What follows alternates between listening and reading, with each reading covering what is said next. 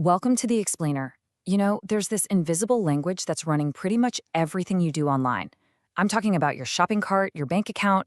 It all comes down to something called SQL. And today, we're going to decode it. So let's face it, our world is just drowning in data. And the tools we're used to, like a simple spreadsheet, well, they're great for some things, but they just can't handle the scale. Once you start talking about millions of rows of data instead of hundreds, spreadsheets, they just break. They get fragile, they're super limited, and honestly, they're not very secure.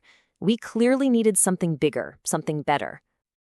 And to solve that exact problem, we came up with something way more powerful. You can almost think of it like the ultimate digital filing cabinet, one that was built from scratch specifically to handle the absolute flood of data we're dealing with today. And that solution is the database. Now, it's really important to know this isn't just a giant spreadsheet. No, it's a totally different beast. It's a super organized, professional, and secure digital vault built to store and protect our most critical information. We're talking everything from customer lists to massive global financial transactions. But you know what's really cool is that at its core, it's actually pretty simple. A database just organizes everything into tables, kind of like the one you're looking at right now. See how each row is its own unique record, like one specific customer, and then each column holds a specific piece of info, like their first name or what country they're from. It's this super clean, structured setup that makes it all so incredibly powerful and efficient. Okay, so we've got all our data stored away neatly in this awesome digital filing cabinet. Great. But how do we actually talk to it, right? How do you ask it questions or tell it to add something new or change something? We need a language. And that's exactly where SQL comes into the picture. It stands for Structured Query Language, and you can think of it as the universal translator for databases. It's this standard, easy-to-read language that lets anyone, data analysts, apps on your phone, you name it, talk to a database and get answers back. Okay, let's make this real. Remember that customer table from a minute ago? What if we wanted to ask it a really specific question? Like, hey, show me only the customers who are from the USA. How would you actually say that in SQL? Well, it would look just like this. And check it out, it's almost like a regular English sentence, right? It's so logical. You just tell it what you want to select, in this case, the first name and country. Then you tell it from which table to get it, the customers table. And then you add a filter, that's the where part, where the country equals USA. That's it. Simple, super powerful, and gets you exactly what you need. But wait, it gets even better. Because pulling a simple list like that, that's just scratching the surface.